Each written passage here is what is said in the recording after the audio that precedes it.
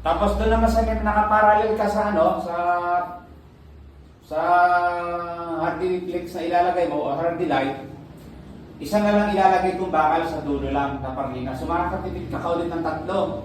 Ilalagay ko yun, dito siya, ikakapit ko yun, tapos ihahabol ko na lang para laging sintro. So pag salpak na ganon, kakita ka din lang para sintro siya. Yun, ganon siya, tipid sa bakal. Tapos ang ginamit ko dito sa paikot na yan, ito mga to, rivet yan na di-uno. Pwede yung 530 to, pero di-uno. So yung kasama ko, sabi niya bago daw sa kanya yan na pwedeng i-rivet. Mas matibay, mas mabilis pag naka-rivet. Yan. Hindi maingay, hindi nababasag yung simento. So, iyon. Ito yung metal paring. Wow! Metal paring!